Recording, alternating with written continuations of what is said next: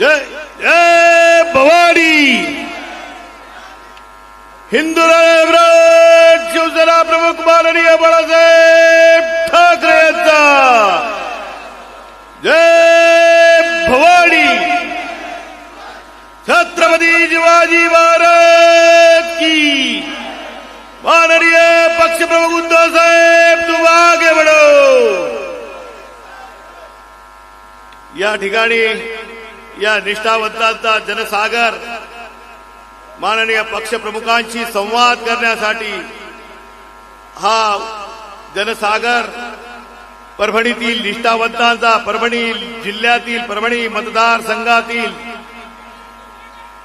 हम तुम्हारे साथ है या ठिकाणी माजी आमदार मीराताई रेंगे, माजी शिवसेना नेते कल्याणरावजी रेंगे पाटील यांचं आगमन या ठिकाणी झालेलं आहे. जालन्याचे जिल्हा प्रमुख माननीय श्री नळगे साहेब या ठिकाणी उपस्थित झालेले, त्यांचंही या ठिकाणी हार्दिक स्वागत.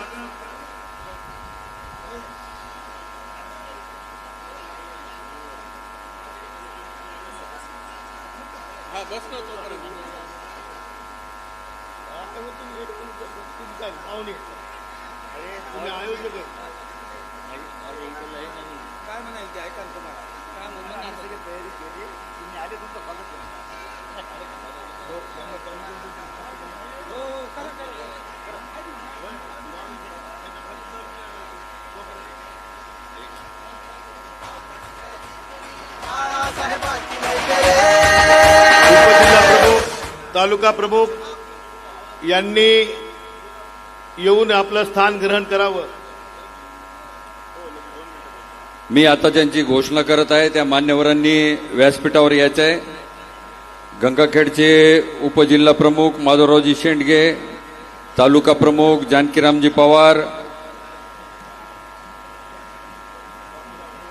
पालमचे उपजिल्हा प्रमुख बालाजी लोखंडे, पालमचे तालुका प्रमुख बापूरावजी पोळ, शहर प्रमुख शेख मुकरम, तालुका प्रमुख छगनरावजी मोरे. माझी पोलीस प्रशासनाला विनंती आहे की या सर्व मंडळींना आपण स्टेजकडे येण्याची परवानगी द्यावी. पूर्णेचे शहर प्रमुख प्रतापरावजी कदम, युवासेनेचे तालुकाधिकारी भागवतराव शिंदे, सोनपेठचे उपजिल्हा प्रमुख कृष्णाजी पिंगळे, सोनपेठचे तालुका प्रमुख संतोषजी गवळी, सोनपेठचे शहर प्रमुख अमोलजी दैवाळ, मानवतचे तालुका प्रमुख प्रभाकरजी कदम, मानवतचे शहर प्रमुख बालाजी दहे, पाथरीचे उपजिल्हा प्रमुख मुंजाभाऊ कोले, पाथरीचे तालुका प्रमुख हरिभाऊ वाकणकर, परभणीचे तालुका संघटक परभणी ग्रामीणचे आत्मारामजी वाघ, पाथरी विधानसभेचे विधानसभा प्रमुख कल्याणरावजी रेंगे पाटील साहेब, आमच्या आदरणीय वहिनी मीराताई रेंगे पाटील, जिंतूरचे विधानसभा प्रमुख राम पाटील खराबे, जिंतूरचे उपजिल्हा प्रमुख भारतजी पवार, जिंतूर तालुका प्रमुख ऋतिक पांडे, जिंतूरचे दुसरे तालुका प्रमुख किरण देशमुख, जिंतूरचे शहर प्रमुख अरविंदजी कटारे. या सर्व मान्यवरांना विनंती आहे की आपण व्यासपीठावर येऊन स्थानापन्न व्हायचं आहे. परभणी ग्रामीणचे उपजिल्हा प्रमुख बंडू आव्हाड, परभणीचे तालुका प्रमुख नंदू पाटील अवचार, उपजिल्हा प्रमुख संजय गाडगे पाटील, सदाशिवरावजी देशमुख, सहसंपर्क प्रमुख गंगाप्रसादजी घुगे, या सर्वांनी व्यासपीठावर यायचं आहे आणि स्थानापन्न व्हायचं आहे. कल्याणरावजी रेंगे पाटील आपण या पुढे.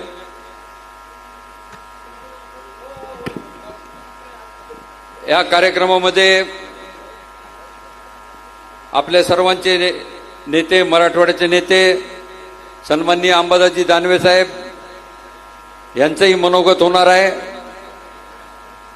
शिवसेनेची मुलूक मैदानी तोफ अयोध्याताई पोळ यांचंही मनोगत या ठिकाणी होणार आहे. आणि अवघ्या 15 मिनिटांमध्ये पत्रकार परिषद संपवून सन्माननीय उद्धवजी ठाकरे साहेब पक्षप्रमुख या ठिकाणी त्यांचं आगमन होणार आहे.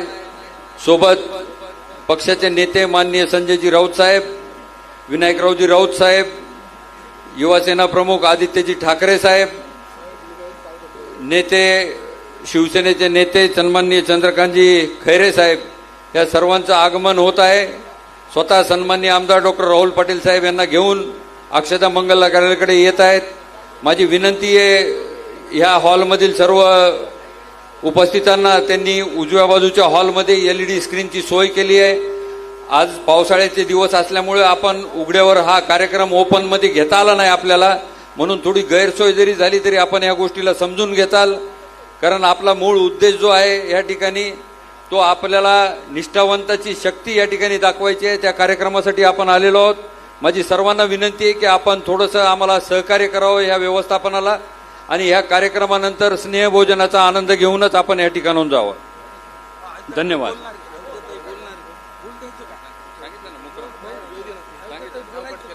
शहर प्रमुख शेख मुकरम आणि जिंतूरचे पालमचे शहर प्रमुख शेख मुकरम आणि जिंतूरचे शहर प्रमुख अरविंदजी कटारे यांना विनंती करतो.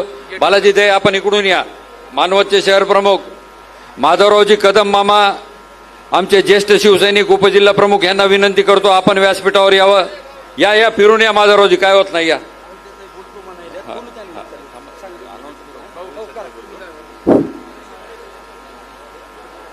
महाराष्ट्राचे माजी मुख्यमंत्री तथा शिवसेनेचे पक्षप्रमुख उद्धवसाहेब ठाकरे यांचं प्रभावती नगरीमध्ये आगमन होत असताना त्यांच्या नेतृत्वावर विश्वास ठेवून पक्षाची ज्या पद्धतीने बांधणी केलेली आहे, संघटना केलेली आहे, या संघटनेवर विश्वास ठेवून आपल्या पक्ष संघटना आणि नेतृत्व यांच्यावर विश्वास ठेवून काही जणांचा आपल्याकडे प्रवेश आहेत. ज्यांचा प्रवेशाचं नाव आपल्याकडे आलेलं आहे यांनी सर्वांनी आपल्या स्टेजच्या उजव्या बाजूला जो हॉल आहे त्या ठिकाणी उपस्थित राहायचे. त्यामध्ये संभरचे नागनाथ चव्हाण, श्रीकांत चव्हाण, माधव चव्हाण, वैभव चव्हाण, जनार्दन बोबडे, त्याच पद्धतीने भगवान आंबोरे, जोडपरेचे योगीराज काळे, गणेश काळे, सचिन राऊत, माधव राऊत, त्याच पद्धतीने प्रद्युम्न टोंग, अशोक झाडे, सौरभ टोंग आणि अनिल बागल या सर्वांना मी विनंती करतो की त्यांनी मंचाच्या उजव्या बाजूला उपस्थित राहावे जेणेकरून स्टेजवर येण्यासाठी त्यांना सोयीचं राहील. या ठिकाणी काही वेळेतच माननीय पक्षप्रमुखांचं आगमन होणार आहे. तत्पूर्वी महाराष्ट्राची रणरागिणी युवा सेनेची युवती आपल्या परभणीची भूमिपुत्र असलेली, परभणी जिल्ह्याची भूमिपुत्र असलेली अयोध्या पौळ ही या ठिकाणी आपलं मनोगत व्यक्त करील. अयोध्या पौळ.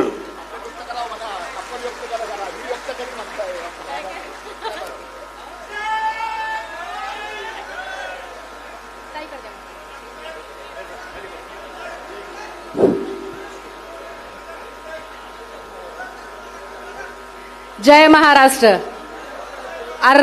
माझाच आवाज मोठा आहे. जय महाराष्ट्र. कसं ठेस्यासारखा आवाज आला की नाही आता. महाराष्ट्राचे आराध्य दैवत छत्रपती शिवाजी महाराज यांना मानाचा मुजरा करून हिंदू हृदय सम्राट वंदनीय बाळासाहेब ठाकरे यांच्याकडून मी हे परभणीकर आणि समस्त देश स्वतःच्या वागण्यावरती, बोलण्यावरती ठाम कसं राहायचं हे ज्यांच्याकडून आपण शिकलो त्या वंदनीय साहेबांना मानाचा जय महाराष्ट्र. कुटुंब प्रमुख म्हणून, बाप माणूस म्हणून, शेतकऱ्यांचे कैवारी म्हणून, कोरोना काळात असेल किंवा पक्षप्रमुख म्हणून असेल आणि आजपर्यंत आम्हा सगळ्यांची काळजी घेतली असे कुटुंब प्रमुख, पक्षप्रमुख आदरणीय उद्धवजी ठाकरे साहेब, युवांचं नेतृत्व, माझ्यासह तुमच्यातले युवा सैनिक जे इथे बसलेले आहेत त्या सगळ्यांना प्रोत्साहन करणारे आदरणीय आदित्यजी साहेब, इथे आपल्याच मराठवाड्याची एक अशी तोफ माझे मोठे भाऊ अंबादासदादा दानवे, स्टेजवरती बसलेले सगळे आपले निष्ठावंत आणि समोर बसलेले माझ्या बापाच्या जिल्ह्यातले, दुसरीकडचे नाही बरं, माझ्या बापाच्या जिल्ह्यातले अर्थात माझ्या जिल्ह्यातले हे सगळे निष्ठावंत शिवसैनिक, या सगळ्यांना मानाचा जय महाराष्ट्र. कसं आहे, एक्स्ट्राचा प्लेयर त्याचा आराम करत असेल, त्याला म्हणले या बोला, असं कुठून सुरू करावं असं काही कळत नाही. त्याच्यामुळे सुरुवात तर करायची आहे. आपला सगळ्यांचा, तुमचा, आमचा सगळ्यांचा लाडका बंड्या जो गद्दारी करून गेला, जो म्हणाला मी विकासासाठी गेलो. मला एक कळलंच नाही. मी ज्या वेळेला हे आपले विष्णू मुरकुटे दादा, ती साधनाताई आणि समस्त काही लोक आम्ही गंगाखेड विधानसभेमध्ये ज्यावेळेस फिरत होतो, माझ्या गाडीचे टायर खराब झाले. एवढा विकास केला ना 12 वर्षामध्ये. आता इतका काय विकास करणार आहे या परभणी जिल्ह्याचा पुढच्या 3 वर्षामध्ये, किंवा जोपर्यंत निवडणुका लागत नाही तोपर्यंत. म्हणजे परभणीची हा जर्मनी करणार आहे असं वाटतंय. तुमच्या गावाला आता येणारे पुढचे काही दिवस असा रोड होणार आहे, कसा तेल सांडला की भरून घेणारा. आणि ज्याच्या गावाचे असे रस्ते झाले नाही त्यांनी मला फोन करायचा, मग मी आहे याचा बँड वाजवायला. पाठवणार की नाही? आता याला 14,70,00,000 रुपये याला निधी मिळाला. यानं खर्च किती केला? तर 3,78,00,000 रुपये. पण कुठं खर्च केला? याचे जे 2-4 चिल्ले पिल्ले याच्या बाजूला बॉस बॉस बॉस बॉस करतात, ह्यानं खरं तर विकास त्या लोकांचा केला. बाकी लोकांचा तर काही विकासच नाही. माझ्या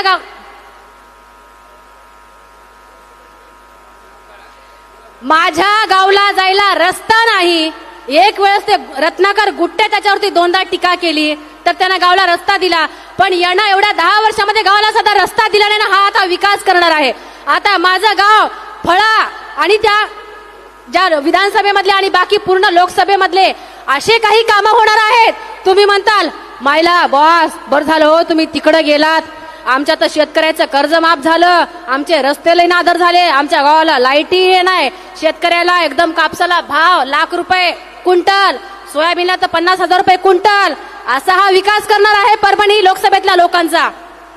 कसं आहे, काही दिवसापूर्वी हा इथे आंदोलन केलं की भाजपचे लोक जास्त नीच आहेत, जास्त माजलेत, ह्याला सगळं काही अदानी अंबानीच्या घशात घालायचं आहे, म्हणून ह्यांना हा शक्तीपीठ करायचं आहे आणि आम्ही हे शक्तीपीठ होऊ देणार नाही. अशा आशयात ह्यानं जे आंदोलन केलं होतं, आता या समस्त परभणीकरांकडून या माध्यमातून बंडू जाधवला, गद्दार बंडाला हा प्रश्न आहे की आता तू ज्या सत्ताधारी लोकांमध्ये प्रवेश केलास तर तू पुन्हा असा शक्तीपीठाला विरोध करणारे तू आंदोलन करणार आहेस का? हा समस्त परभणीकरांकडून हा तुला प्रश्न असणार आहे.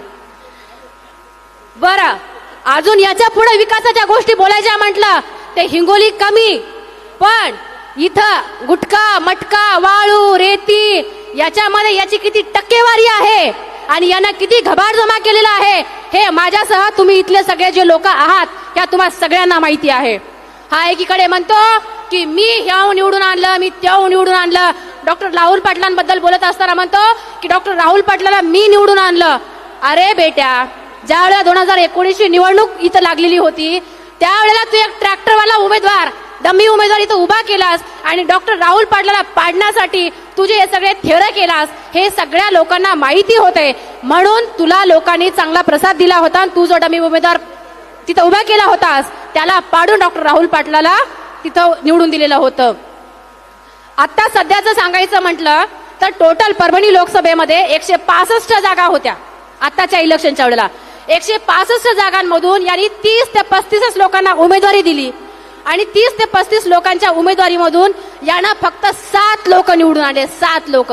जे इथले परभणीचे 25 लोक निवडून आले ते सगळे डॉक्टर राहुल पाटील यांच्या नेतृत्वाखाली हे सगळे लोक निवडून आलेले आहेत. 165 मधून हा 30 ते 35 लोक उभा करतो आणि त्याच्यातले 7 निवडून आणतो. हा असा तू हे नेतृत्व करत होतास आणि हा तू असा बॉस आहेस. तुझे काळे धंदे अजून खूप सारे पुढे निघणार आहे, तू फक्त थांब. ही समस्त इथं निष्ठावंत बसलेली शिवसैनिक मंडळी तुझे सगळे काळे धंदे मला पाठवत असते आणि रोज रोज रोज निघतील. झडपीला ज्यावेळेस आता इलेक्शन झालं होतं त्यावेळेला 54 जागा होत्या. 54 जागांमधून यानं फक्त 24 लोकांना एबी फॉर्म दिले. एबी फॉर्म मधून 19 लोकांना काय केलं, बाकी आयात केले. म्हणजे 19 लोक आपले होते आणि बाकीचे आयात केले. त्याच्यातले निवडून किती आणले तर 6.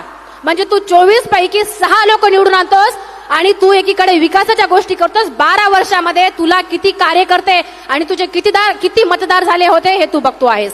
तुला जर खरंच वाटलं असतं ना की मी परभणी जिल्ह्याचा बॉस आहे, तुझे कार्यकर्ते चेले चपाटे, इथं जिल्ह्याचा बाप बॉस असं म्हणून जे बोलत आहेत ना, तर हे इथे जे उमेदवार दिले होते ते तुमच्या ह्या स्वयंघोषित बॉसना ह्या स्वयंघोषित बापाने निवडून आणले असते.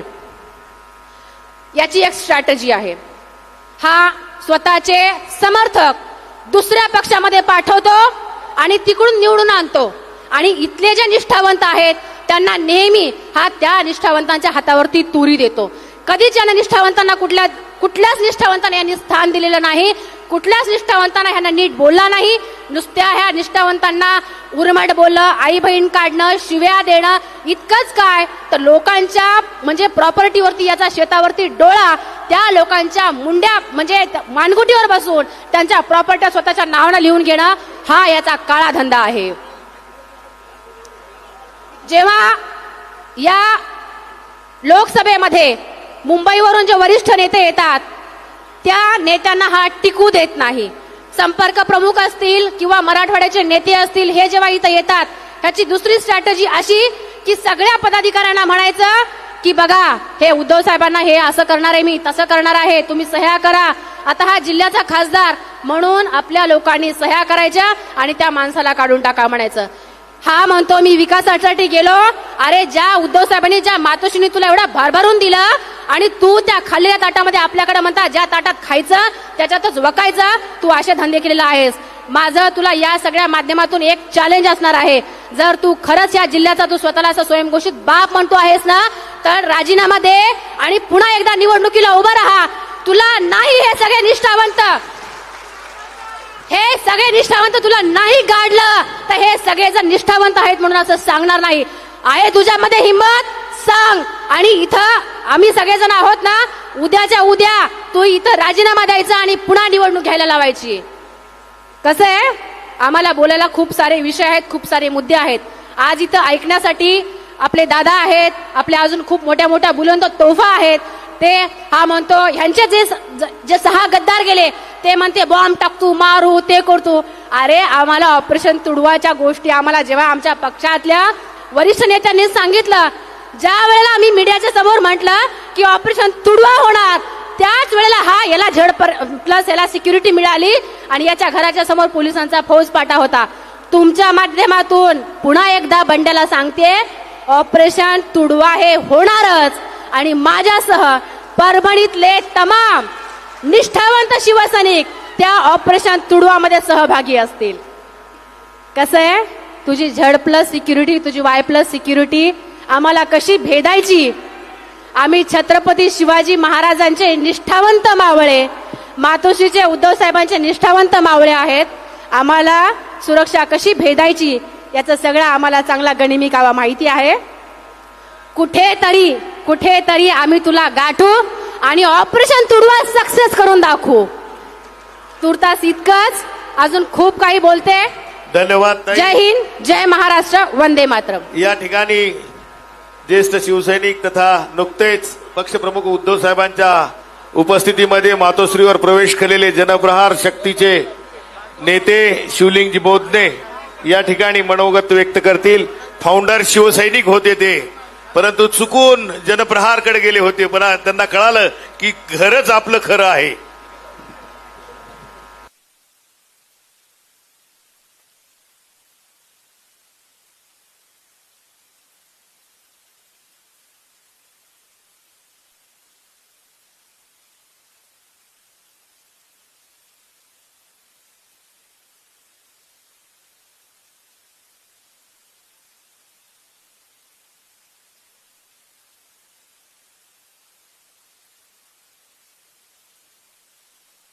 अगदी 20 वर्षानंतर परत मी माझ्या घरी आल्याचा अनुभव येतोय आणि इथं आल्यानंतर जे चित्र पाहिलं ते चित्र फारच विचित्र होतं.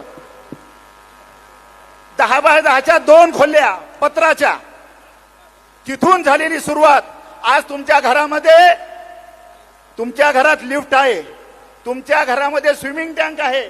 एवढं दिलेल्या शिवसेनेला गद्दारी करताना तुम्हाला लाज कशी वाटली नाही? तुमचं अस्तित्व शिवसेनेनं घडवलंय का? मी हे का सांगू शकतोय की मी त्याच्यासोबत जवळपास 10 ते 12 वर्ष काम केलेलं आहे. आम्ही सोबतचे शिवसैनिक आहेत. परंतु ज्या शिवसेनेनं तुम्हाला भरभरून दिलं त्या शिवसेनेसाठी गद्दारी करताना तुम्हाला तुमच्या रक्ताची देखील जाण नव्हती का? हा प्रश्न आमच्याकडनं येतोय. बघा, आज जी परिस्थिती आहे, आज सगळ्या मीडियावरती बातम्या चालल्या आहेत की माननीय उद्धव साहेब ठाकरे जे महाराष्ट्राचा दौरा करतायत, ज्या लोकसभेच्या गद्दारांचा दौरा करतायत, हे पॅचअप करण्यासाठी. दानवे साहेब, आपल्याला फार इथं सांगतो की हा पॅचअप करण्यासाठीचा दौरा नाहीये, नालायकाला गद्दाराला गाडण्यासाठी जी ताकद आहे परभणी जिल्ह्यात ती दाखवण्यासाठीचा दौरा आहे. आदरणीय उद्धव साहेब आपले आशीर्वाद घ्यायला येत आहेत. याचं कारण एक आहे, ह्या परभणी जिल्ह्याला शिवसेनेला राजकीय पक्षाची मान्यता दिली.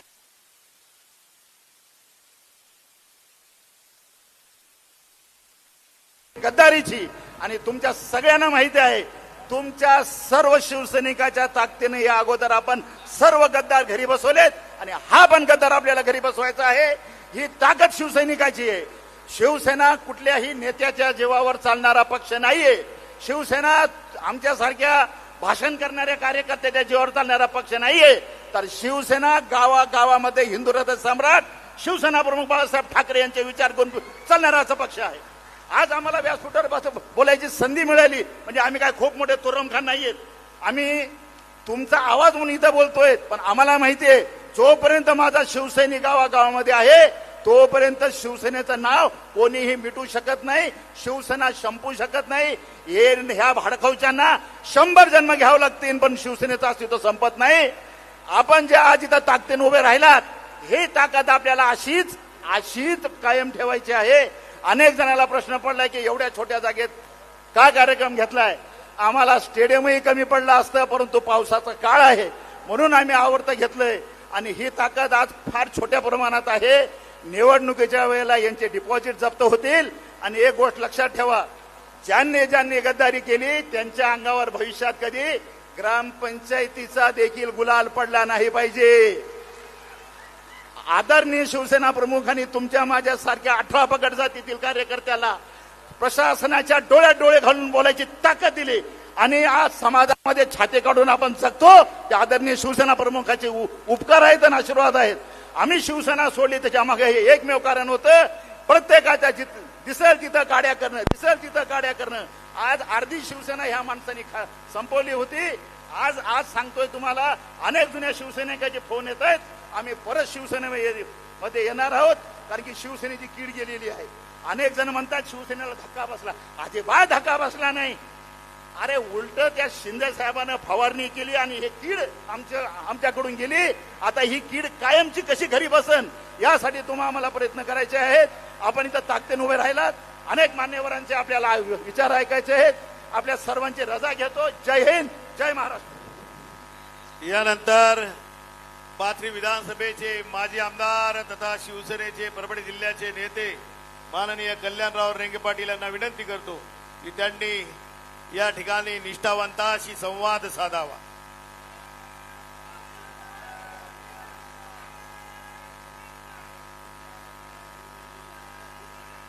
महाराष्ट्राची कुलस्वामिनी आई तुळजाभवानी, शांता राजा छत्रपती शिवाजी महाराज, तुम्हा आम्हा सर्वांचे हृदय सम्राट आदरणीय बाळासाहेब ठाकरे, तसंच आपले पक्षप्रमुख आदरणीय उद्धवजी यांना प्रथम मानाचा मुजरा. व्यासपीठावर उपस्थित असलेले अंबादास विरोधी पक्ष नेते अंबादास दानवे साहेब, माजी खासदार खैरे साहेब, लांब झालं का,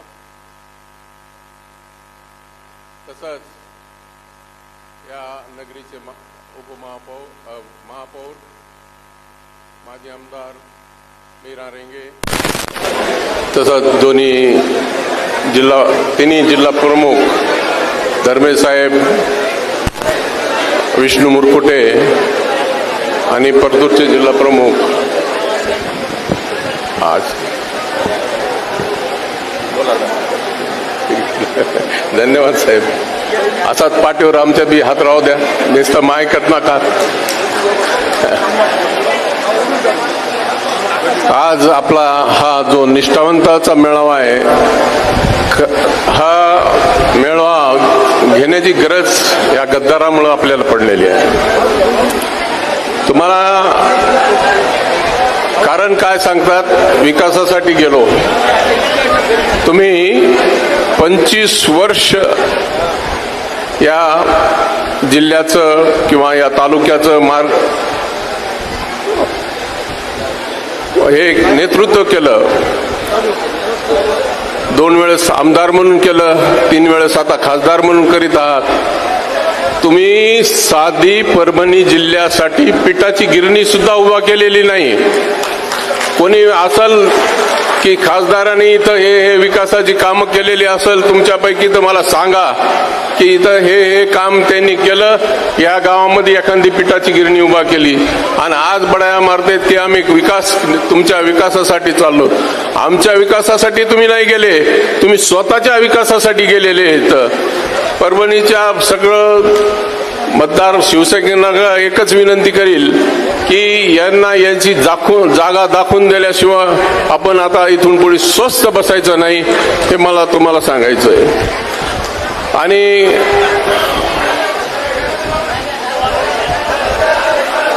शांत शांत शांत शांत व्हा. येऊ का तिकडं मीच?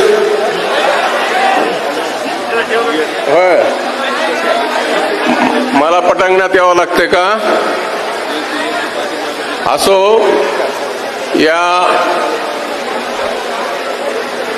या निमित्तानं नाही काढणार, इकडं फिरत राहतंय.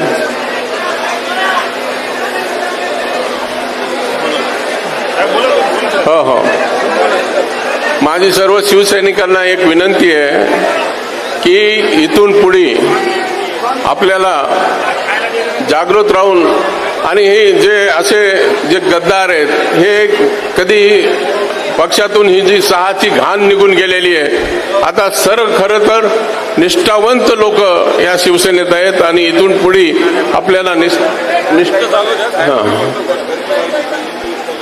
निष्ठावंतांना संधी मिळाली पाहिजे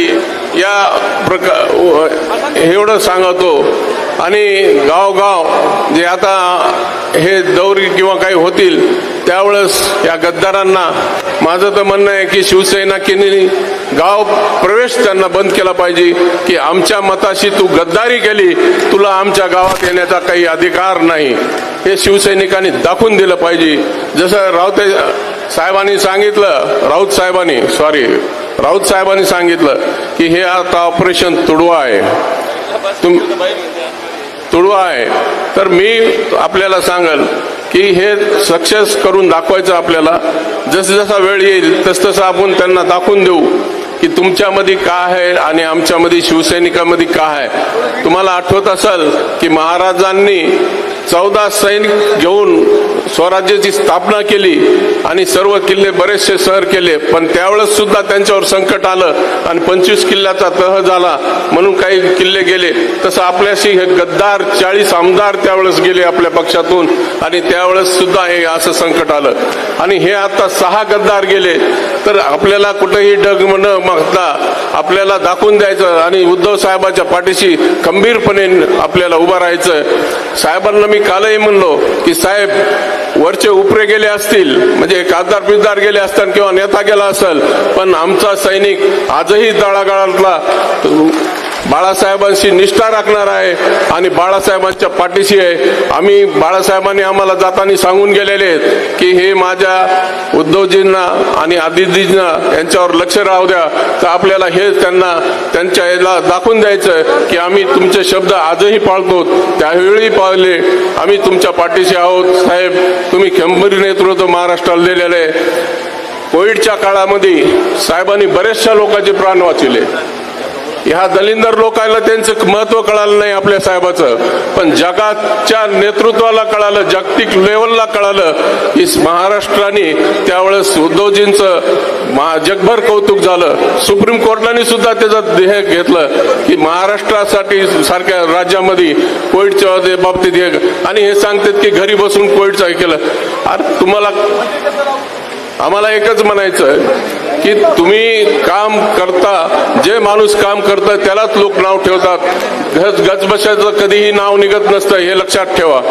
कारण जो काम करतो त्याच्या विरोधातच लोक बोलतात. मी या प्रसंगी आपल्याला एवढंच सांगल की आपण सर्व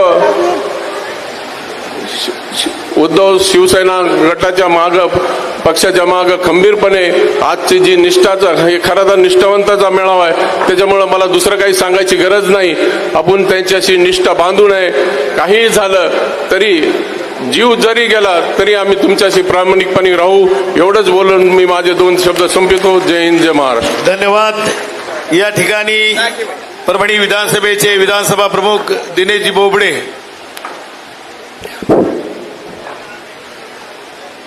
आई तुळजाभवानीला नतमस्तक होऊन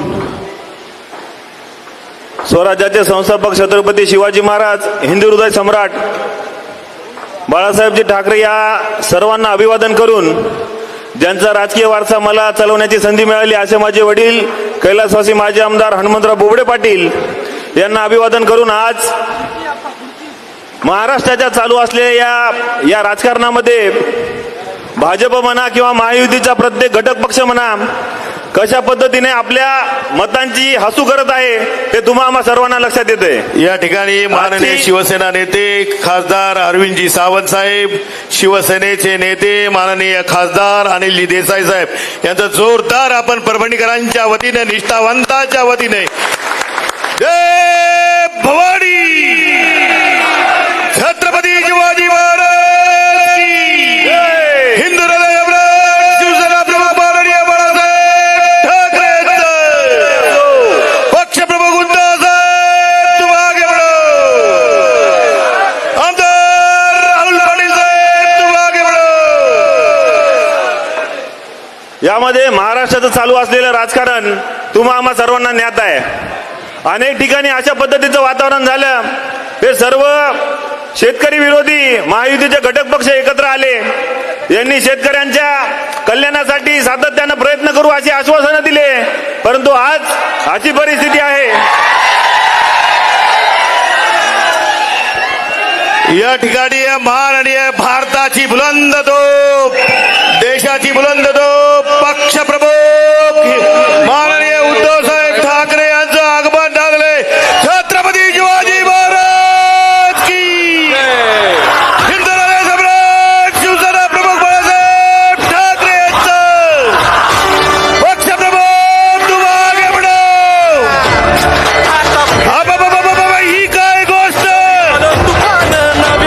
शेतकऱ्यांचे कैवारी या महाराष्ट्राचे माजी मुख्यमंत्री सन्माननीय उद्धवजी ठाकरे साहेब यांच्या या सभागृहात आगमन झालेलं आहे. मी व्यासपीठावरील मान्यवरांना विनंती करतो की त्यांनी प्रतिमेचं पूजन पूजन करावं. या ठिकाणी माननीय छत्रपती शिवाजी महाराजांच्या प्रतिमेचं पूजन पक्ष प्रमुख उद्धव साहेब, माननीय सर्व नेते, आमदार डॉक्टर राहुल पाटील साहेब. छत्रपती शिवाजी महाराज की हिंदू हृदय सम्राट शिवसेना प्रमुख बाळासाहेब ठाकरे यांचं, भारत रत्न डॉक्टर बाबासाहेब आंबेडकरांचं.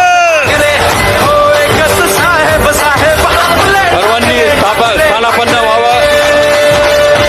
माझी 25 वर्ष झाली हो, पण अजूनही तोच लढा सुरू आहे. व्यासपीठाला नम्र विनंती आहे. मुलांना नोकऱ्या मिळायला पाहिजे. या महाराष्ट्रात मराठी सन्माननीय साहेब, मागच्या 8 दिवसापूर्वी आमच्या परभणी जिल्ह्यामध्ये अत्यंत लोकप्रिय प्रसिद्ध असलेले यशवाडी संस्थान या ठिकाणी सभामंडप कोसळून एक दुर्घटना झाली. आदरणीय साहेबांनी विनंती केलेली आहे की ह्या दुर्घटनेच्या पार्श्वभूमीवर आणि त्या ठिकाणी जे 6 व्यक्ती मृत झाले, भाविक मृत झाले, त्या पार्श्वभूमीवर ह्या ठिकाणी कुठलाही सन्मान स्वीकारला जाणार नाही. आणि त्यामुळे फक्त या ठिकाणी सन्माननीय उद्धवजी ठाकरे साहेब यांचा मी कुठल्याही सत्काराच्या शिवाय केवळ एक आसूड देऊन या ठिकाणी त्यांचं स्वागत करत आहे. पहिले मी साहेबांच्या सूचनेनुसार सर्व सभागृहाला विनंती करतो की आपण जागेवरच उभं टाकावं, आपले मोबाईल सायलेंट मोडवर ठेवावे आणि ह्या भाविकांना श्रद्धांजली देण्यासाठी यशवाडीच्या आपण सर्वांनी 2 मिनिटं स्तब्ध राहून त्यांना श्रद्धांजली अर्पण करावी. ब्रेक सावधान. एक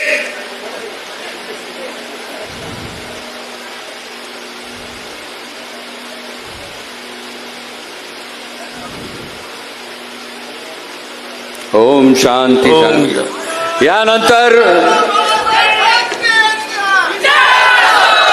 यानंतर मी सन्माननीय आमदार डॉक्टर राहुल पाटील साहेब यांना विनंती करतो की आपण या ठिकाणी उद्धव साहेबांना प्रतिकात्मक आसूड देऊन त्यांचं स्वागत या ठिकाणी करावं.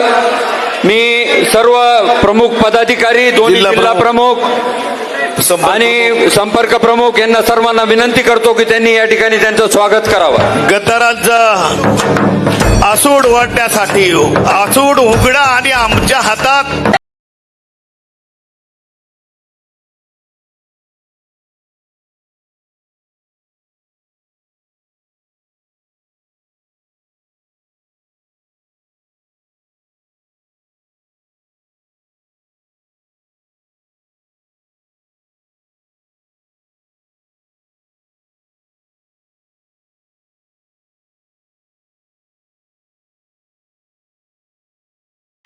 यानंतर या परभणी जिल्ह्याचं तरुण तडफदार दिनेशराव आदिप्रवेश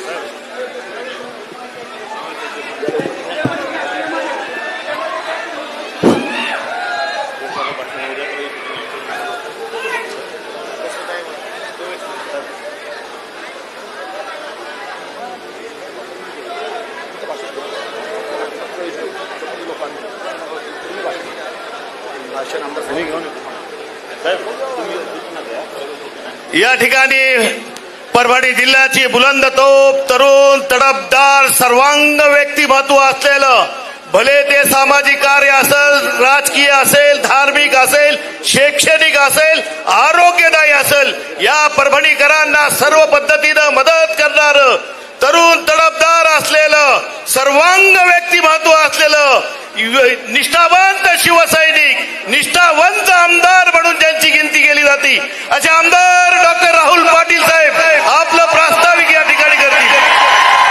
डॉक्टर राहुल पाटील साहेब तुम आगे बढो. अरे बाबा ही काय गोष्ट. छत्रपती शिवाजी महाराज की भवानी. महाराष्ट्राची कुलस्वामिनी आई तुळजाभवानी, हिंदवी स्वराज्याचे संस्थापक छत्रपती शिवाजी महाराज, घटनेचे शिल्पकार डॉक्टर बाबासाहेब आंबेडकर, हिंदू हृदय सम्राट सरसेनापती माननीय बाळासाहेब ठाकरे यांना प्रथम वंदन करतो. पक्षप्रमुख महाराष्ट्राचे माजी मुख्यमंत्री आदरणीय उद्धव साहेब, व्यासपीठावर उभा असलेले सन्माननीय युवासेना प्रमुख आदित्यजी ठाकरे साहेब, व्यासपीठावर उपस्थित असलेले महाराष्ट्राची नाही देशाची बुलंद तोप आदरणीय संजयजी राऊत साहेब, व्यासपीठावर उपस्थित असलेले सन्माननीय खैरे साहेब, सन्माननीय विनायक राऊत साहेब, सन्माननीय अनिल देसाई साहेब, उपस्थित असलेले सर्व नेते मंडळी, उपस्थित असलेले सर्व पदाधिकारी, समोर उपस्थित असलेले परभणी जिल्ह्यातून आलेले कानाकोपऱ्यातून सर्व शिवसैनिकांना सर्वप्रथम जय महाराष्ट्र. खऱ्या अर्थानं साहेब आजचा हा मेळा नव्हता तरी जाहीर सभा आहे. जाहीर सभेला लाजवल अशा प्रकारचा प्रतिसाद आपल्याला लाभलाय म्हणजे आपल्याला लक्षात आला असेल गेल्याले गद्दार हे चोर होते आणि आपण चोर पाळले हे सुद्धा आपली चूक झालेली आहे.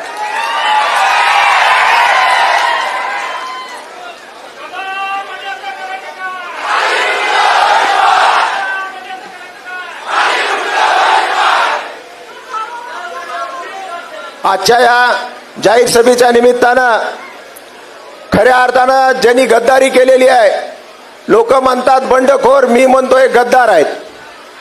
यांनी उद्धव साहेबाच्या पाठीमध्ये खंजीर खुपरण्याचं पाप कुणी केलं असेल तर या 6 खासदारांनी केलेलं आहे. आणि जाता जाता काय म्हणतायत, आम्ही लोकांच्या कामासाठी गेलेलो आहोत म्हणून. अरे तुमच्या कामासाठी गेले का लोकांच्या कामासाठी गेले सगळ्याला माहिती आहे.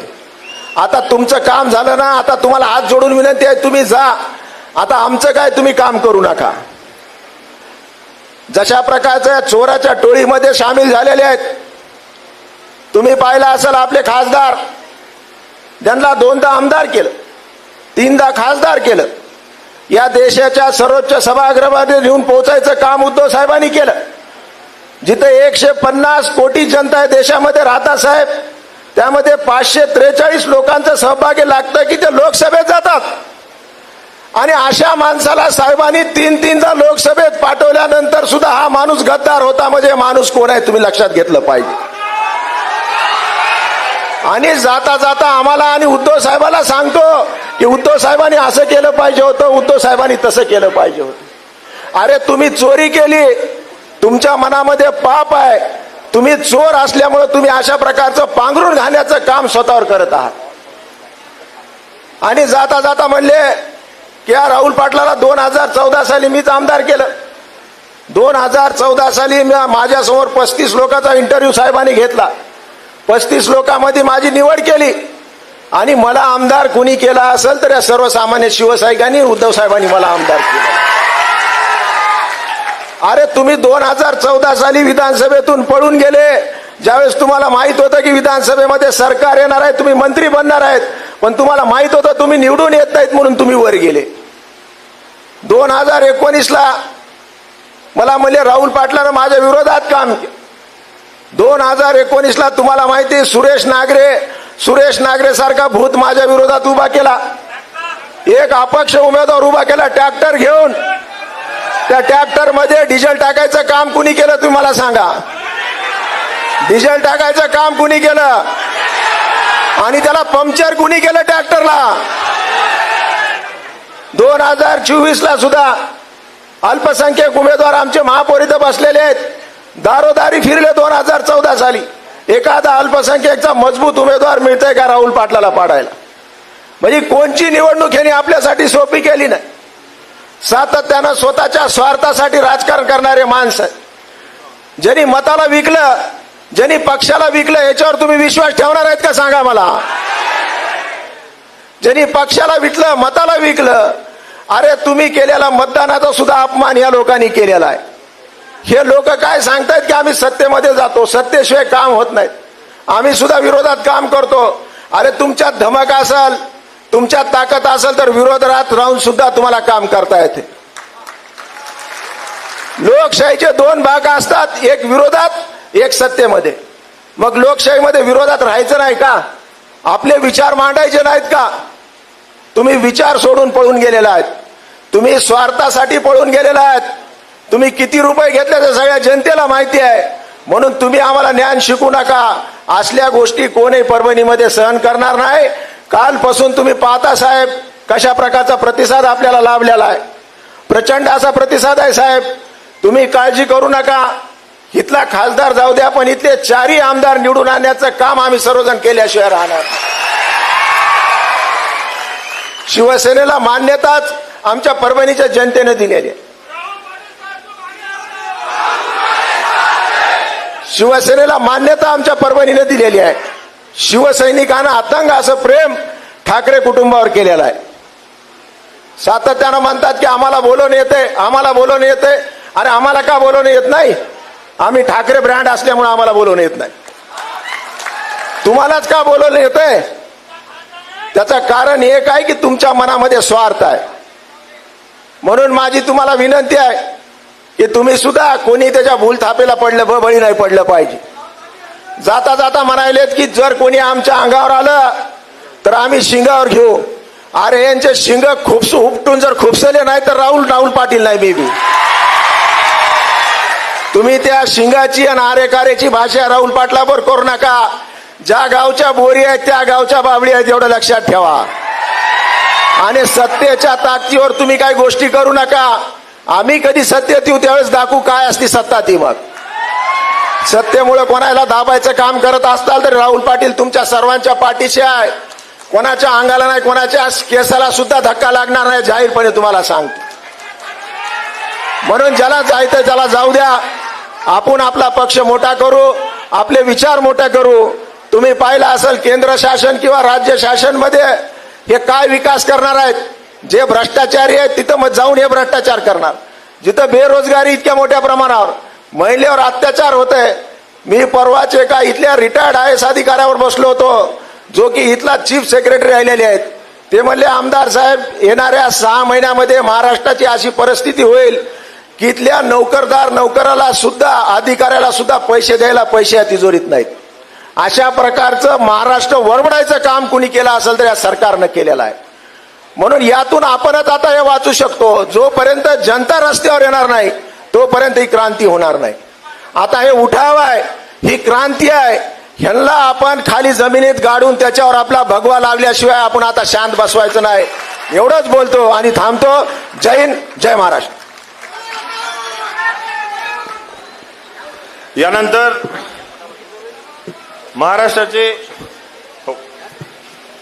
राज्याचे मुख्यमंत्री तथा आपले कुटुंब प्रमुख उद्धवसाहेब ठाकरे आणि शिवसेना संघटना यांच्यावर विश्वास ठेवून आपल्या या पक्षाच्या कार्यकारिणीमध्ये समाविष्ट होण्यासाठी काही प्रवेश आहेत. मी पक्ष ज्यांना करायचा त्यांना मी विनंती करतो की त्यांनी मंचावर येऊन आपला पक्ष प्रवेश करावा. आणि मान्यवरांना विनंती करतो की आपल्या पक्ष संघटना या काळातही मजबूत करण्यासाठी आपल्या या युवा नेतृत्वाकडे आपण सातत्यानं लक्ष देत आहेत. त्याच विश्वासावर आपल्याकडे पक्षप्रवेश होत आहेत. मी नागराज चव्हाण, श्रीकांत चव्हाण, प्रद्युम्न टोंग, योगीराज काळे, पंकज काळे, गणेश काळे या विनंती करतो की त्यांनी पक्षप्रवेश करून घ्यावा. यानंतर हे प्रहार जनशक्ती पक्षाचे खालील पदाधिकारी शिवसेनेत विलीन होत आहेत. शिवलिंग बोधने यांच्या नेतृत्वात रामेश्वर जाधव, सुषमाताई देशमुख, श्रीकांत देशमुख,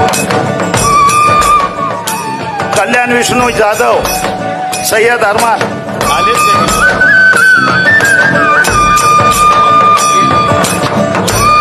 सय्यद अरमान, गंगा प्रसाद वळसे, बाबन ढोणे, विकास ढोणे, कमलेश ढोणे तात्काळ स्टेजवर यावं.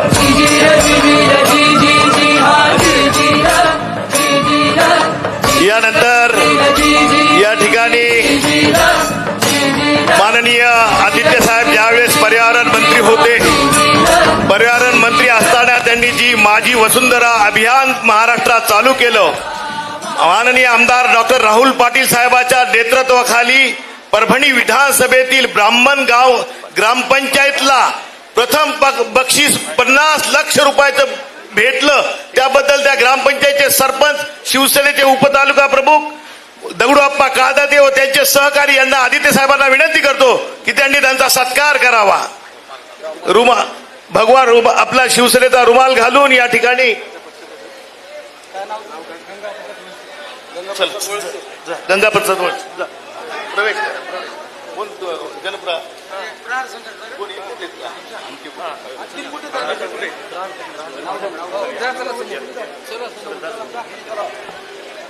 धन्यवाद आदित्य साहेब. प्रातिनिधिक स्वरूपात जनप्रहार संघटनेच्या वतीनं सत्कार आलेले आहेत.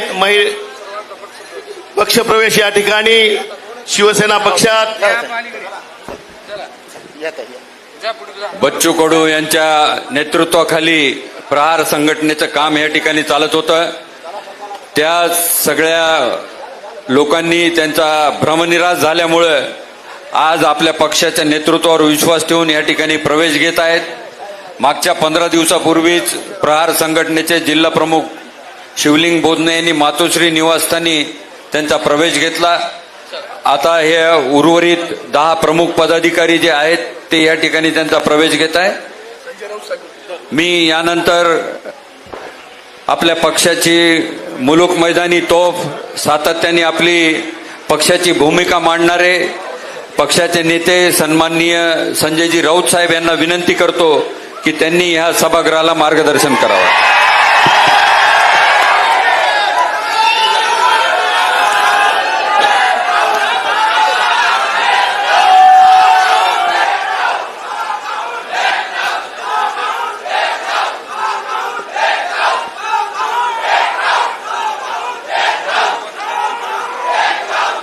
सन्माननीय शिवसेना पक्षप्रमुख उद्धव ठाकरे, शिवसेना नेते आदित्य ठाकरे, परभणीचे महापौर, आमदार परभणीचे राहुल पाटील आणि सर्व नेते मंडळी,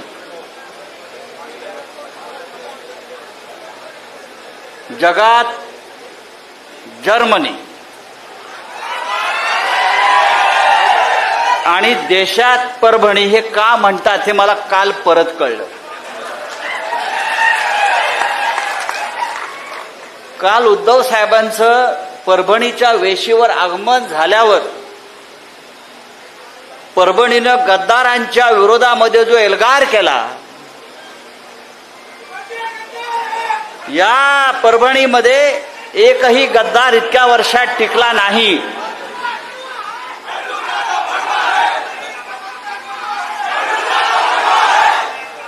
त्याच्यामुळे देशात फक्त परभणीच.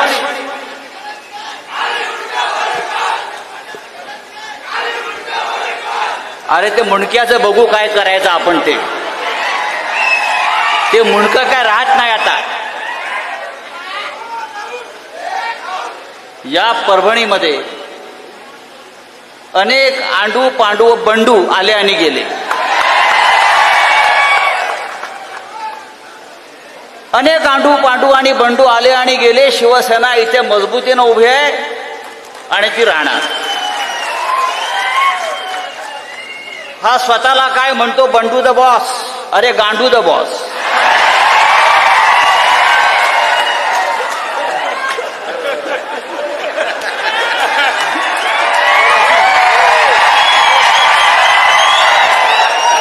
बरोबर ना.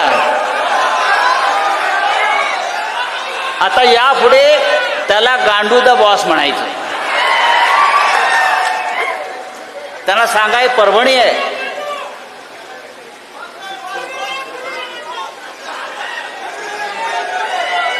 तो असं म्हणतो, जसं राहुलजींनी सांगितलं आमदारांनी, माझ्या अंगावर येऊन दाखवा. आता तो कुठल्या बिळात बसला पहिलं बघून घ्या. विकासाच्या गोष्टी करतो हा माणूस. मला वाटतं 2 वेळा आमदार झाला, 3 वेळा खासदार झाला. जवळजवळ 20 वर्ष हा माणूस सत्तेमध्ये आहे. मला काल आमच्या रेंगे पाटलांनी सांगितलं की या 20 वर्षात त्यांनी इथे साधी पिठाची गिरणी आणली नाही. हा का विकास करणार म्हणतो. साधी पिठाची गिरणी जो माणूस इथे निर्माण करू शकला नाही, हा माणूस विकास करणार.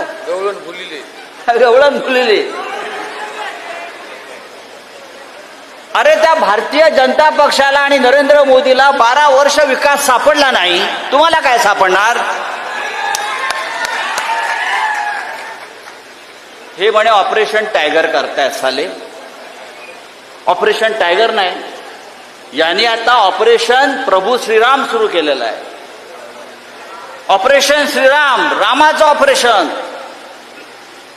ज्या श्रीरामाने यांना सत्ता मिळवून दिली, आम्ही त्या रामाच्या अयोध्येसाठी शिवसैनिकांनी बलिदान दिलं. हिंदुत्व सम्राट बाळासाहेब ठाकरेंनी हा लढा उभा केला हिंदुत्वाचा आणि श्रीरामाचा. आणि मंदिर हे म्हणून रामाचं मंदिर उभं राहिलं. त्या रामाच्या मंदिरातल्या 550 कोटीच्या दानपेट्या या भारतीय जनता पक्षानं पळवल्या.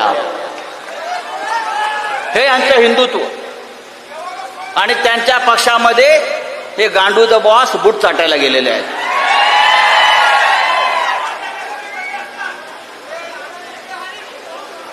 तेव्हा या देशामध्ये जी परभणीचा लौकिक आहे की या परभणीमध्ये कोणीही गद्दारी केली तरी त्या गद्दाराला गाडण्यातच येतं. आणि काय विकास, विकास म्हणजे काय. परभणीचा हा काय विकास करणार आहे. हा काय परभणीचं दुबई करणार आहे का. हा काय परभणीचं सिंगापूर करणार आहे का. हा काय परभणीचं स्वित्झर्लंड करणार आहे का. अरे हा पत्र्याच्या घरात राहणारा साधा शिवसैनिक आज कुठे राहतो? 2000 कोटीचा मालक आहे म्हणून मला कोणीतरी सांगितलं. शिवसेना या 4 अक्षरामुळे मिळालेली ही ताकद आहे. शिवसेना या 4 अक्षरामुळे आणि ठाकरे कुटुंबामुळे. तो असं म्हणतो मला चापटी मारून दाखवा. अरे चापटी काय तुला तुडवणार आम्ही. मला चापटी मारून काय दाखवा. ऑपरेशन तुडवा हे त्यासाठीच आहे.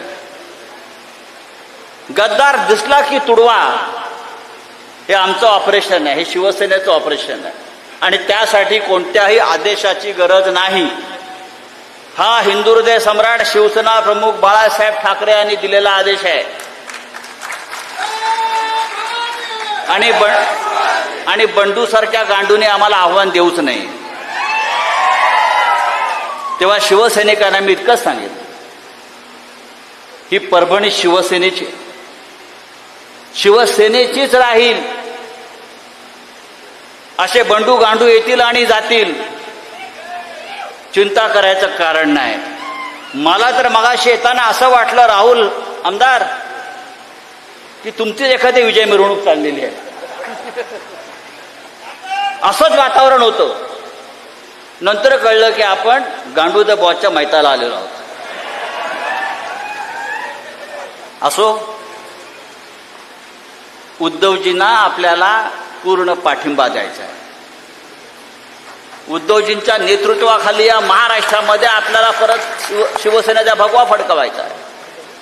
आणि जसं राहुल आमदारांनी आमच्या सांगितलं, या भागातले 4 आमदार तुम्ही निवडून देणार आहात. ही जबाबदारी जर प्रत्येकानं घेतली तर 2029ला 100च्या वर आमदार आपले निवडून येतील आणि आपण स्वतःच्या ताकदीवर या महाराष्ट्रात सत्ता आणू आणि मग विकास काय असतो या गांडू द बॉसला दाखवू. तूर्त मी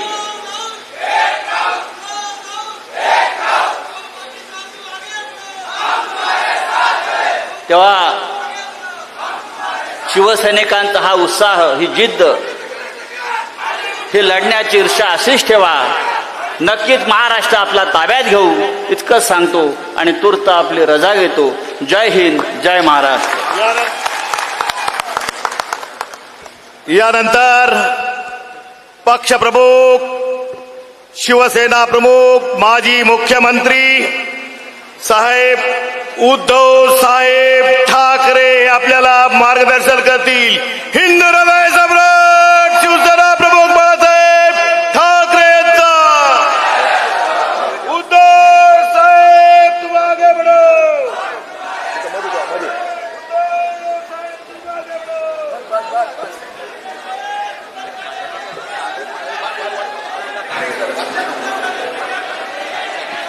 या ठिकाणी निष्ठेच्या केल्या गप्पा ठाकरे परिवाराचे लावून कुंकू.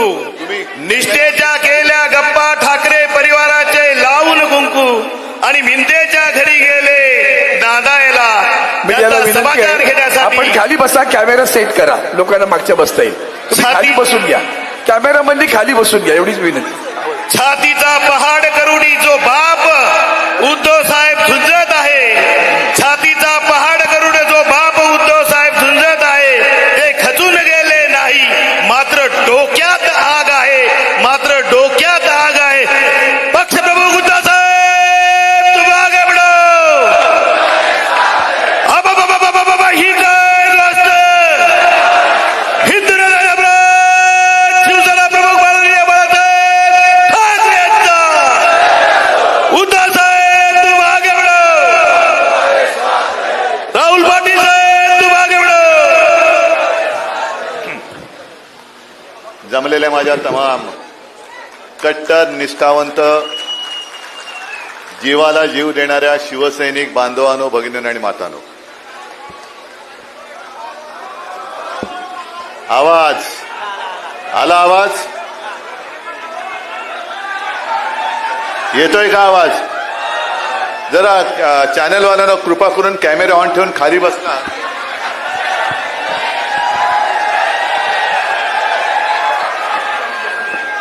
बस येतोय आवाज आता? काय होतं थोडं समजून घ्या, कारण जसं तुम्ही मला इथे बघताय तसं यांच्या माध्यमातून देशातल्या कानाकोपऱ्यात आपले शिवसेना प्रेमी आपला कार्यक्रम बघतायत. आता येण्यापूर्वी इथल्या पत्रकारांबरोबर भेटलो आणि त्यांनी मला विचारलं की कालपासून तुम्ही सभा घेताय, कसा प्रतिसाद आहे? म्हटलं मुळामध्ये ह्या सभा नाहीच आहेत, ह्या माझ्या शिवसैनिकांच्या कौटुंबिक भेटी आहेत, त्या सभेसारख्या होत आहेत. आणि इथे सगळे बघा कसं गच्च भरलंय, बाजूचा हॉल गच्च भरलाय, बाहेर रस्त्यावरती गर्दी आहे. इथे कुठेही काही नेण्या आणण्याची सोय, येता जाताना पर डे कोणाला पैसे दिलेत काय? हे सगळे शिवसेना प्रमुखांनी मला दिलेले जीवाभावाचे माझे सोबती आहेत. इथे खुर्च्यांशिवाय मला नाही वाटत कोणती गोष्ट भाड्याने आणली असेल. पण या खुर्च्या सुद्धा, ज्या खुर्च्यांवर सगळे बसलेत ती सुद्धा आपली हक्काची माणसं आहेत. कोणाला कसा मात चढला असेल, तो एका शब्दात कसा उतरवायचा आहे ते संजय राऊत यांनी दाखवलं. किती मागशील माजून एक शब्द पुरेसा आहे, तुझं सगळं कोलमडून पडतं. आज बऱ्याच दिवसानंतर परभणीत आलोय. पहिल्या प्रथम मी परभणीकरांना धन्यवाद देतोय की तुम्ही आपल्या हक्काचा शिवसेनेचा महापौर निवडून दिलात, त्याच्याबद्दल खास धन्यवाद देतोय. जनतेची सेवा करणारा एक कार्यकर्ता तुम्ही निवडून दिलात. आता त्याच्याही वरनं माझ्यावरती टीका झाली. याने म्हणे बाळासाहेबांचे विचार सोडले. का सोडले? की म्हणे महापौर मुसलमान आहे. असेल, पण तो आमचा आहे. त्याला शिवसेनेची उमेदवारी घेऊन शिवसैनिक म्हणून तो लढलेला आहे. बरं, ज्यांनी माझ्यावर टीका केली की यांनी म्हणे मुस्लिम महापौर दिला, बाळासाहेबांचे विचार सोडले, मग त्या गदड्यांना विचारायचं, तुम्ही कालच्या विधान परिषदेमध्ये जो आमच्या नावंदरच्या विरोधात उभा करून निवडून आणला तो कोण आहे? मग ठीक आहे, आपण तराजू काढू. त्यांनी निवडून दिलेला आमदार, त्याची पार्श्वभूमी काढा, त्याच्यावरती तो कुठे काय केस खटले बिटले होते, तुरुंगात होता का ते काढा. आणि त्या महाराजांच्या कीर्तनासाठी स्वतःची शेती पीक काढून ती जमीन उपलब्ध करून देणार आमचा महापौर बघा.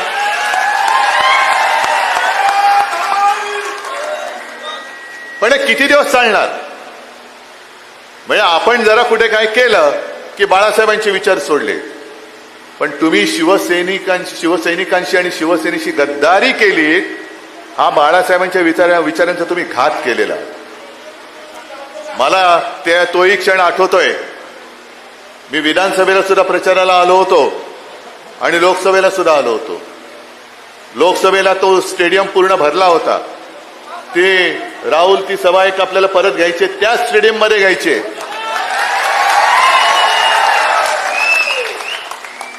आणि पाऊस आला होता ना, पण त्या पावसात सुद्धा ना तुम्ही आलात ना मी आलो. आणि मला काय अभिमान वाटत होता की दोन्ही जणांना, एका बाजूला राहुल होता, दुसऱ्या बाजूला कोण? जरा गोंधळलं मी, कारण काय नवीन तुम्ही नावं ठेवता.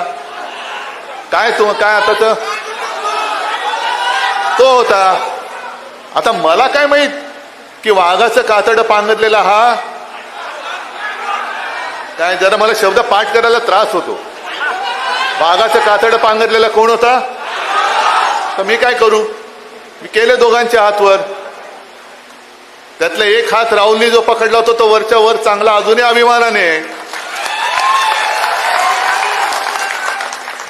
आणि दुसरा पळाला, विकास करण्यासाठी पळाले. मला पत्रकारांनी तेही विचारलं, विकास निधी? म्हटलं कोणाचा? मतदारसंघासाठी, मतदारांसाठी की स्वतःचा खासगी विकास निधी? कारण तो एक व्हिडिओ तो सुद्धा फिरतोय, विमानात बसलेत महाशय आणि बदाम वगैरे खात आहेत. शेतकरी बिचारा असाच उपाशी आहे. पण हे विकास करणारे लगेच प्रायव्हेट विमानामध्ये कोणी दिला पैसा? प्रायव्हेट विमानातून चालले ते सगळे गाढवं. आपल्या इथला गाढव बाजूचा आहे, विदर्भातला एखादा, सगळे. आणि एवढ्या बेशरमपणाने तो व्हिडिओ टाकले की त्याच्यामध्ये तो एक दलाल पण दिसतोय, ज्यांनी खरेदी विक्री करतात ना, दलाल जे नाक्यावरती उभे राहतात, तसं तो दलाल पण दिसतो त्याच्यामध्ये. पण हे बेधडक, म्हणजे कोणाची जनाची नाही, मनाची नाही, कोणाची पर्वा नाही, लाज लज्जा शरम सगळं गुंडाळून ठेवलंय आणि खाजगी विमानातून दिले. कुठून आणला हा पैसा? म्हणजे माझ्यावरती जे टीका करतात की आत्मपरीक्षण केलं पाहिजे उद्धव ठाकरेंनी, पक्ष का फुटतोय? खरंच आत्मपरीक्षण केलं पाहिजे, पण एकट्या उद्धव ठाकरेंनी नाही, आत्मपरीक्षण सगळ्यांनी केलं पाहिजे. ममता बॅनर्जी पासून सगळ्यांनी केलं पाहिजे. आणि त्याही पेक्षा टीकाकारांनी केलं पाहिजे की आमच्या पक्षफुटीची केस 4-4 वर्ष सुप्रीम कोर्टामध्ये अजून प्रलंबित आहे, का आत्मपरीक्षण केलं जात नाही, का ती केस प्रलंबित आहे? आता सुद्धा हे 6 गद्दार झाले, अरविंद सावंत, संजय राऊत आणि अनिल देसाईंनी जाऊन, आणि एक आपले राजाभाऊ वाजे, अभिमान आहे मला त्यांचा, लोकसभा अध्यक्षांनी जाऊन पत्र दिलं होतं की जर तुमच्याकडे कोणी असं आलं तर कोणताही निर्णय घेण्याच्या अगोदर आमचंही म्हणणं ऐकून घ्या. आणि त्याच्याप्रमाणे त्यांनी गेल्या 24 तारखेला, म्हणजे अरविंद सावंत हे आपल्या लोकसभेच्या संसदीय कामकाज समितीच्या दौऱ्यानिमित्त अध्यक्षांच्याच सहीने जे पत्र येतं त्या पत्रानुसार कारगिलच्या दौऱ्यावरती होते. कारगिलचा म्हणजे देशासाठी हा महत्वाचा विषय. कारगिलच्या दौऱ्यावर तुम्हीच पाठवलं होतं, येणार होते 25 तारखेला, पण लोकसभा अध्यक्षांचं फरमान आलं तुम्ही 24 तारखेला या. मी अरविंदना म्हटलं की तुम्ही त्यांना सांगा की आपल्याच आदेशानुसार मी कारगिल येथे आलोय, तो दौरा देशासाठी महत्वाचा आहे, अर्धवट सोडून येऊ का? त्याने म्हटलं या.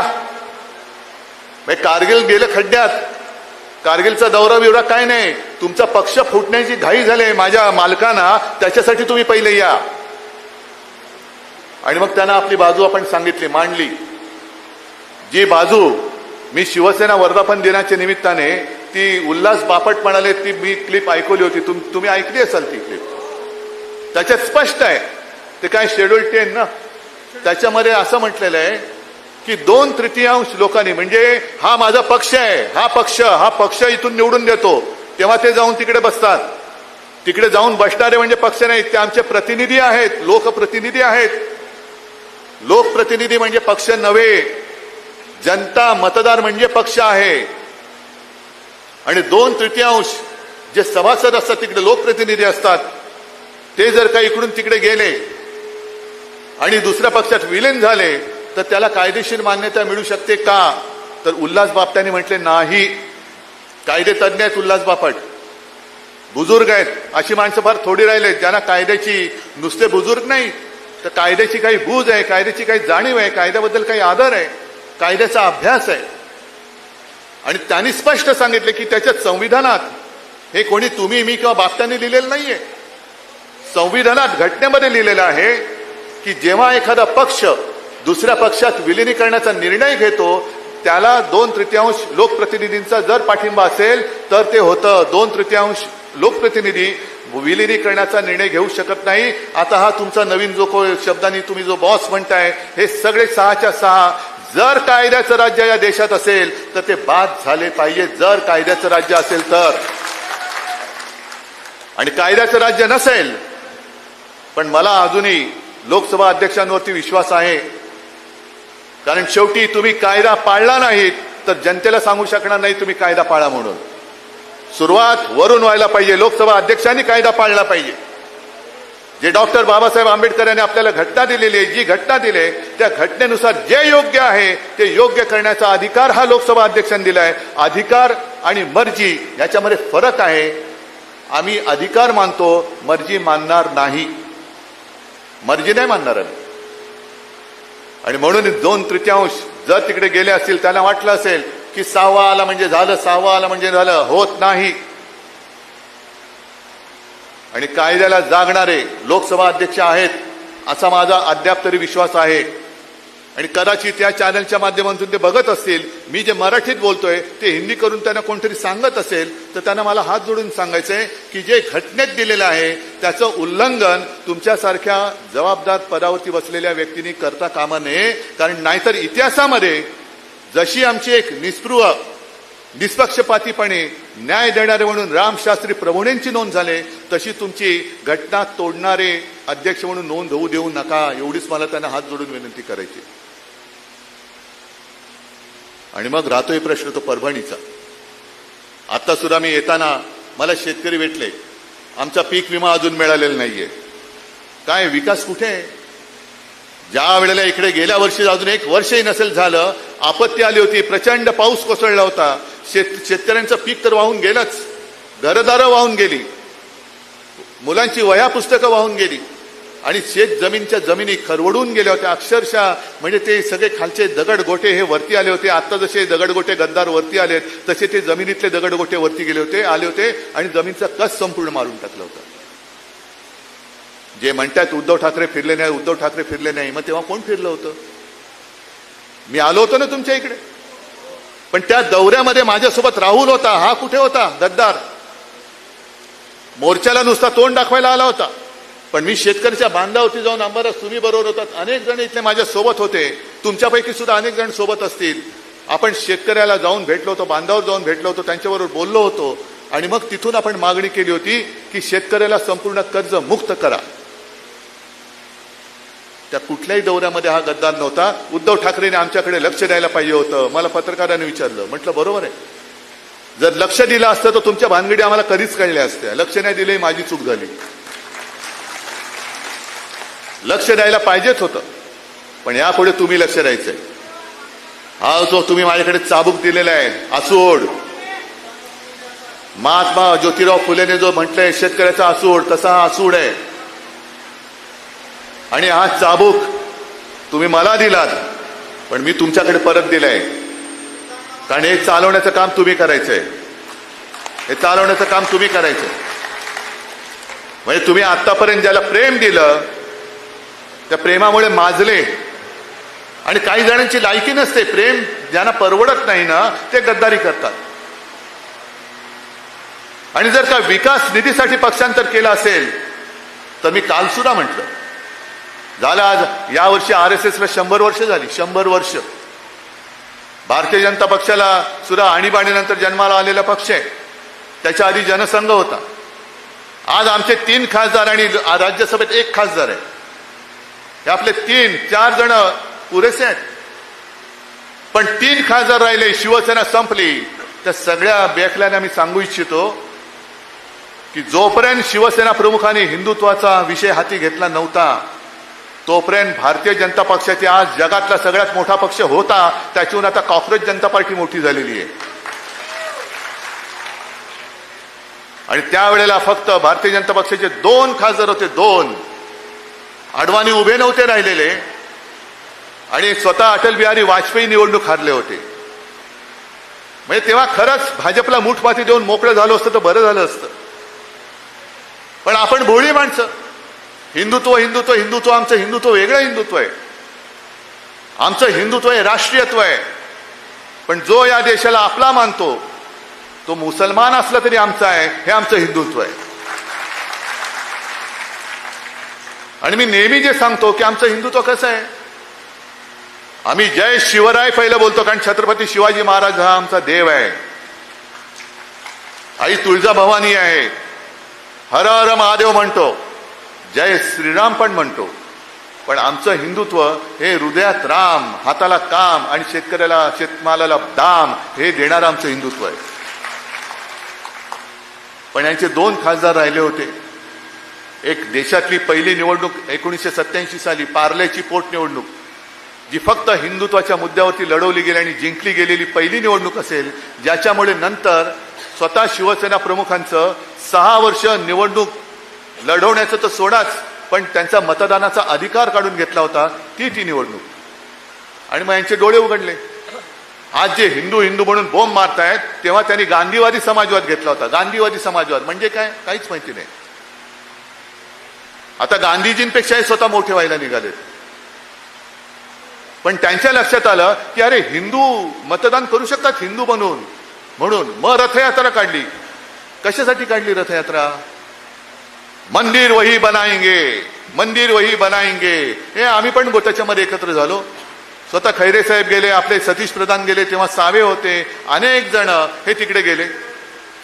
बाबरी पाडली गेली, कारण कार सेवा करायचे. दुपारी जेव्हा माहिती आली, बातमी आली, मला वाटतं संजय तूच फोन केला होता बाळासाहेबांना, बाबरी पाडली म्हणून. आणि तेव्हा भाजपचे सुंदरसिंह भंडारी होते. त्यांनी जाहीर केलं हे आमचं काम नाही म्हणे.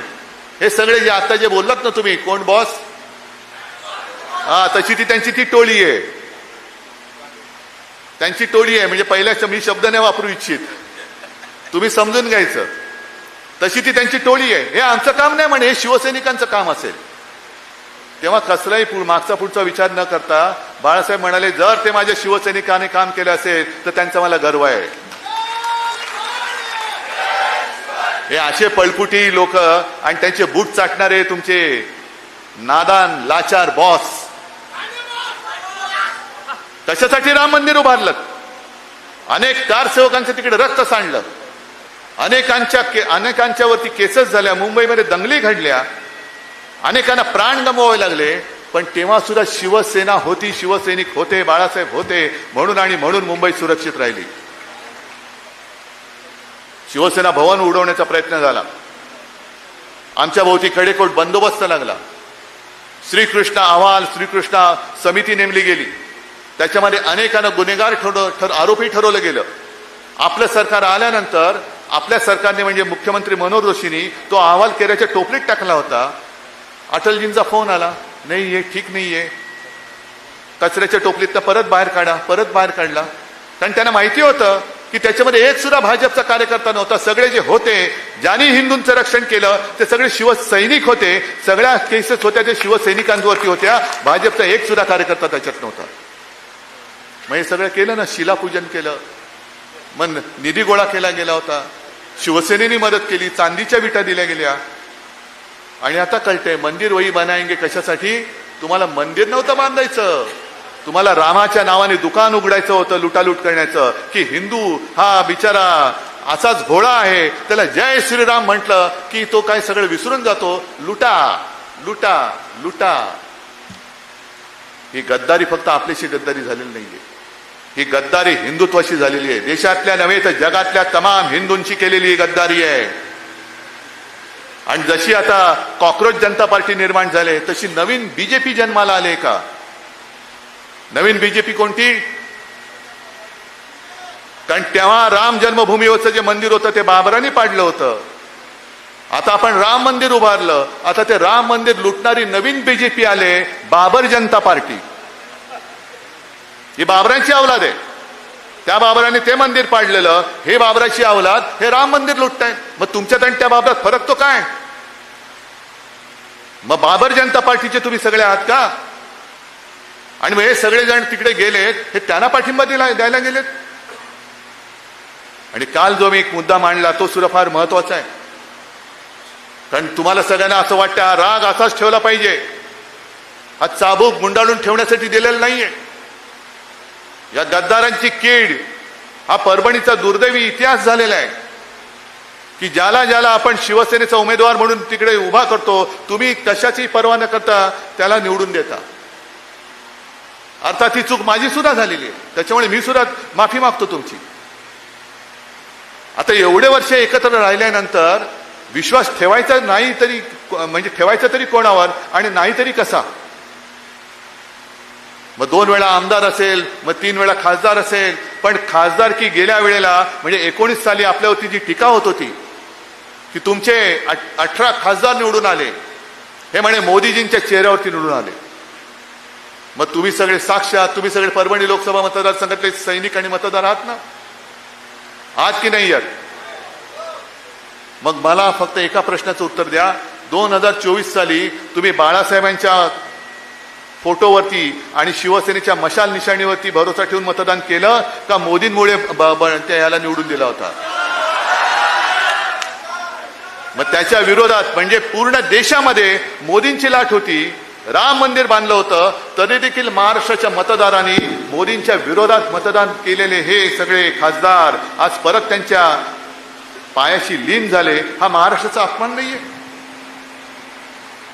हा महाराष्ट्र धर्म मारण्याचा हा प्रकार करतायत.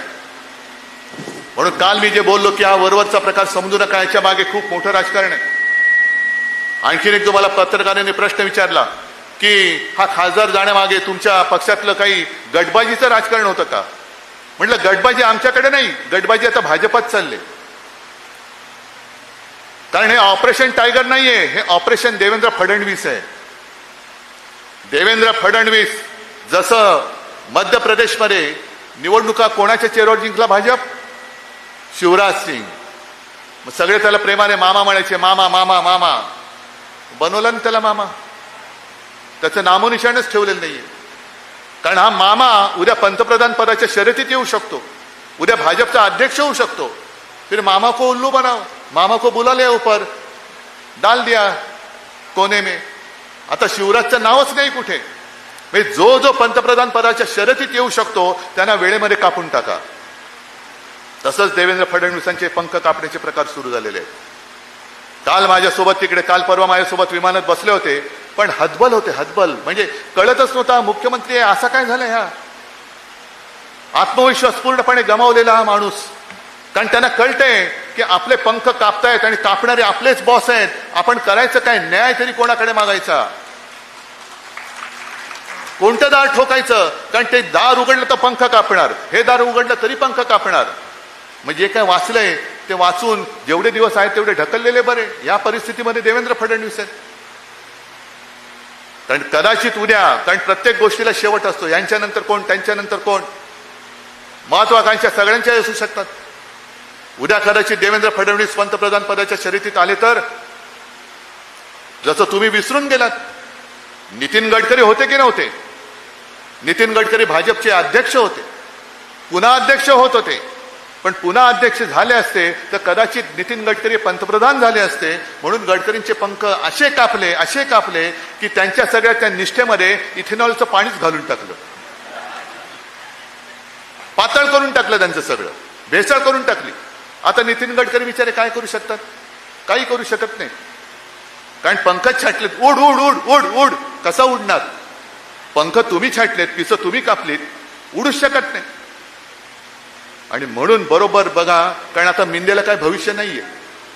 गद्दार शेवटी गद्दारच असतो. गद्दारांनी किती उड्या मारल्या तरी त्याचं नुसतं वापरा आणि फेका एवढाच मिंद्याचा उपयोग आहे. आपल्या विरुद्ध लढवायचं, पैसे देऊन माणसं फोडायची. बरं माणसं कशी की आता एक एक माणसं जी तुम्ही मेहनतीने तयार केली त्यांचं करिअर उद्ध्वस्त करून टाकायचं. आता हा गद्दार पुन्हा परभणीमध्ये तोंड दाखवायला याला जागा शिल्लक आहे? म्हणजे एक माणूस संपला, बाजूचा संपला, त्याच्या बाजूचा संपला, सगळी आपली माणसं संपवून टाकायची, कोणी प्रतिस्पर्धी ठेवायचा नाही. तसाच उद्या या मिंदेचा कार्यक्रम होणार आहे. जोपर्यंत त्याचा उपयोग आहे तोपर्यंत मिंदेला डोक्यावरती घेऊन फिरतील आणि उपयोग झाला तर विसर्जन करून मोकळे. कारण हे जर असं नसतं तर हे 6 गद्दार सरळ भाजपात घेतले असते ना. पण भाजपात नाही घेतले. इथे घेतले ते मिंदेकडे घेतले, तृणमूलचे घेतले ते त्यांच्या भलत्याच कुठल्या तरी पक्षात घेतले. का?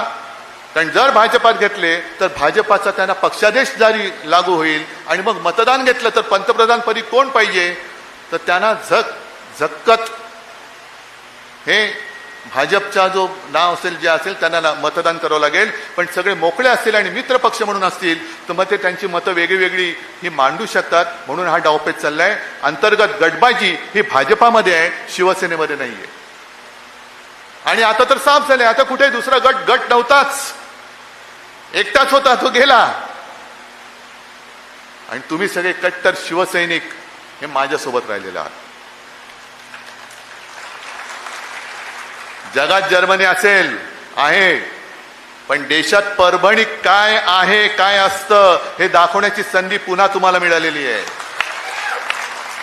जो गद्दार होईल तो आम्ही गाडून टाकतो, जो गद्दार होईल तो आम्ही गाडून टाकतो. हा परभणीचा इतिहास हा परत नव्याने लिहिण्याची संधी तुम्हाला मिळालेली आहे. आणि आजपर्यंत आपला एक इथला आमदार यायचा, एक खासदार यायचा, बाकी एखाद दुसरा आला तर आला, कारण नेहमी मला असं सांगितलं जायचं की साहेब तो खासदार म्हणे खाली सेटलमेंट करतो की खाली तू वरती मी, त्याच्यामुळे खाली एक आपला परभणीचा हक्काचा सोडला तर बाकी सगळीकडे कोणी येतच नाही. आता मला परभणीतले सगळेचे सगळे आमदार निवडून पाहिजेत. सगळे तुम्ही जिथून जिथून आला असाल तिथले परभणी मला पूर्ण भगवा करून पाहिजे. आणि भगवा आपला अस्सल छत्रपती शिवरायाचा भगवा. या भगव्यावरती आपली निशाणी सुद्धा टाकू नका. निशाणीचे झेंडे हे वेगळे लावा, मशालीचे झेंडे वेगळे लावा, पण आपला भगवा जो आहे त्या भगव्यावरती एकही चित्र टाकू नका. एकही चित्र टाकू नका. कारण हा सुद्धा त्यांचा एक डाव आहे की भगव्यामध्ये गोंधळ उडवून द्यायचा. तुझा भगवा वेगळा, याचा भगवा वेगळा. नाही, भगवा हा एकच. हिंदुत्वाचा भगवा, शिवरायाचा भगवा, शिवसेनेचा भगवा हा फक्त आणि फक्त भगवा आहे. त्याच्यावरती दुसरं कोणतेही चित्र असता कामा नये, हे ठेवायचंच नाही. मशाल निशाणी जशी धनुष्यबाण होती, आज मशाल आहे. आणि भगवा स्वतःच एक मशालीसारखा आहे. जर लांबून पाहिला उन्हामध्ये फडकणारा भगवा तो ती तळपणाऱ्या मशालीसारखा दिसतो. तो मशाल, तो भगवा, तेवढी ओळखच खाली आपली पुरेशी आहे. आणि या मशाली आता फक्त झेंड्यापुरत्या किंवा निशाणीपुरत्या असता कामा नयेत. या गद्दारी विरुद्ध पेटलेल्या मशाली मला तुमच्या हृदयामध्ये धगधगत्या दिसल्या पाहिजेत. आणि या निष्ठेच्या मशालीनी ही गद्दारी जाळून खाक करण्याची ताकद ही तुमच्यामध्ये आहे आणि ती तुम्ही बजावल्याशिवाय राहणार नाही, हा विश्वास बाळगतो आणि आपली रजा घेतो. जय हिंद, जय महाराष्ट्र.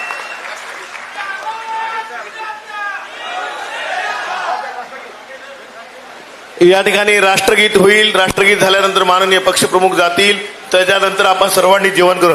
परेड सावधान, एक साथ राष्ट्रगीत शुरू कर. जनगण मन अधिनायक जय हे भारत भाग्य विधाता. पंजाब सिंध गुजरात मराठा द्राविड उत्कल गंगा. विंध्य हिमाचल यमुना गंगा उच्चल जलधि तरंगा. तव शुभ नाम